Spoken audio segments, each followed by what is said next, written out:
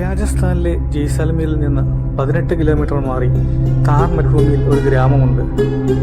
ഒരു കാലത്ത് സമ്പന്നതയുടെ ഉന്നതിയിൽ നിന്നിരുന്ന ആ ഗ്രാമം ഒറ്റ രാത്രി കൊണ്ടാണ് ഒഴിഞ്ഞു പോയത്. ഇന്നും എങ്ങനെയെന്നോ എന്തുകൊണ്ടെന്നോ അറിയാത്ത ആ ഗ്രാമത്തിന് പിന്നീട് നാട്ടുകാർ ഒരു പേര് ചാർത്തിക്കൊടുത്തു.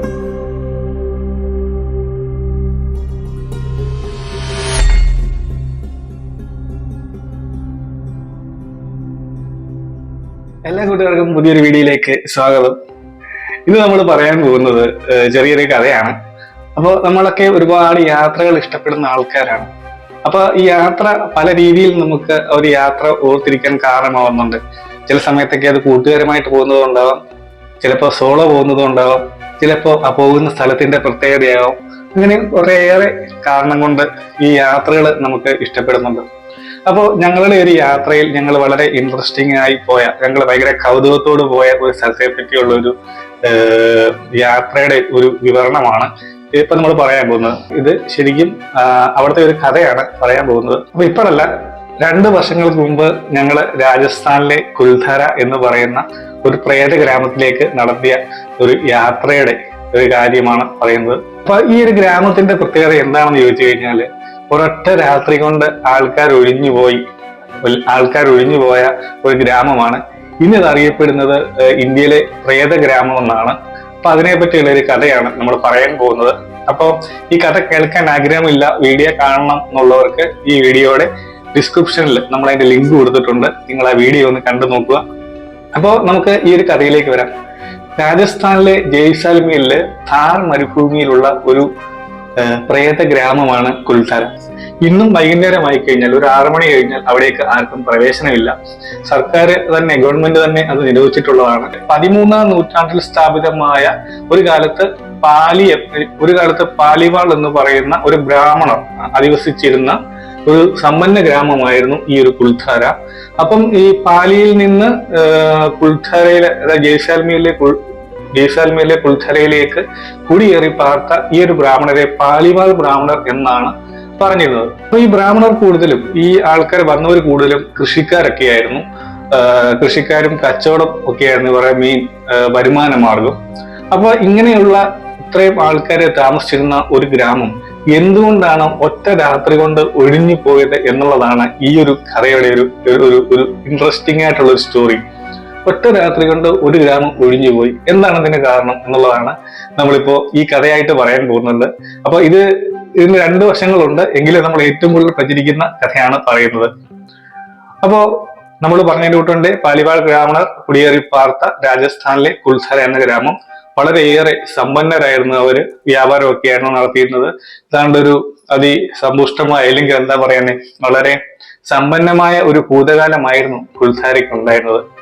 അങ്ങനെ മുന്നോട്ട് പോകുന്ന സമയത്ത് ഇവിടെ വരൾച്ചയൊക്കെ ഉണ്ടാവുകയും, ഇല്ലെങ്കിൽ ജലലഭ്യത കുറവാവുകയും ഒക്കെ ഉണ്ടാവുകയൊക്കെ ചെയ്തു.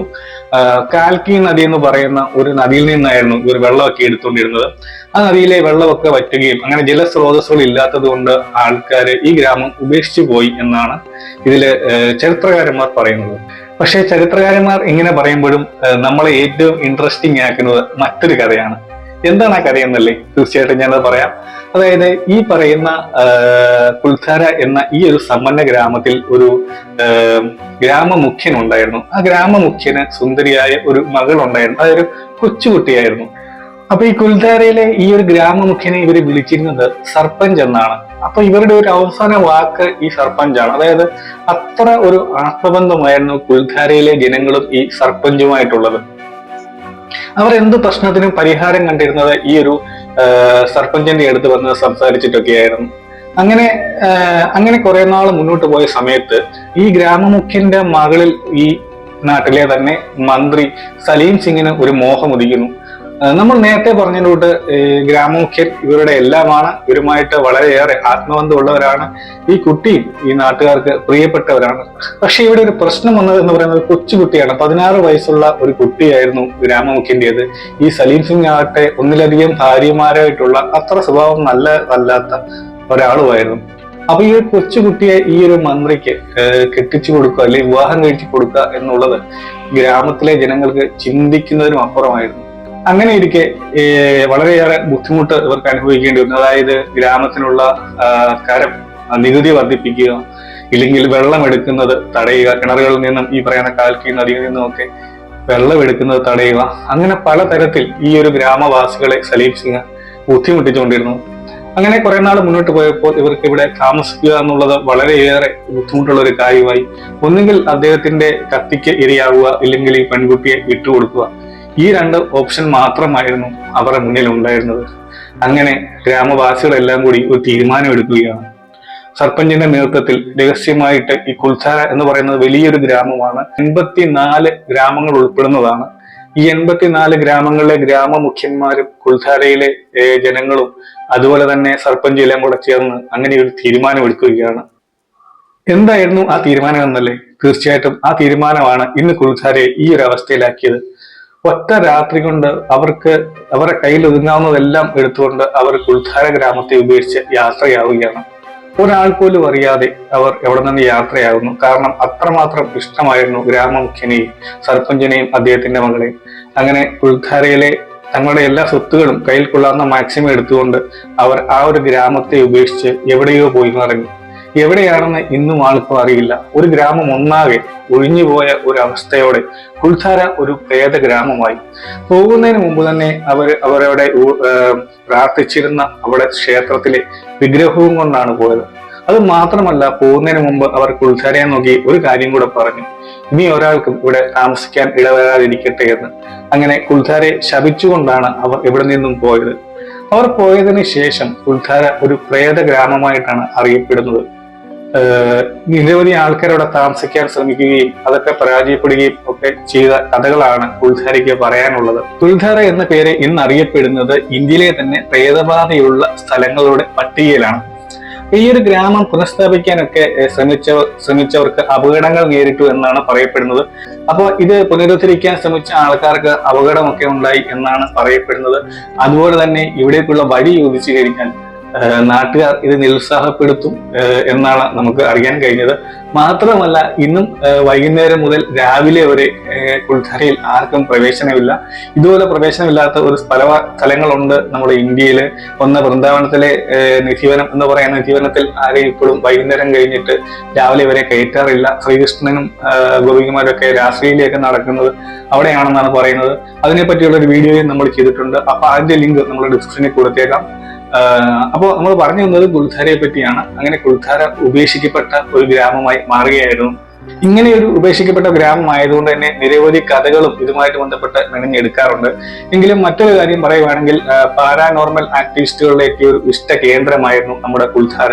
ഇന്ത്യൻ പാരാനോർമൽ സൊസൈറ്റിയിലെ 18 പേരടങ്ങുന്ന ഒരു സംഘമൊക്കെ ഇവിടെ ഒരു ദിവസം താമസിച്ച് പരിശോധനയൊക്കെ നടത്തിയിരുന്നു.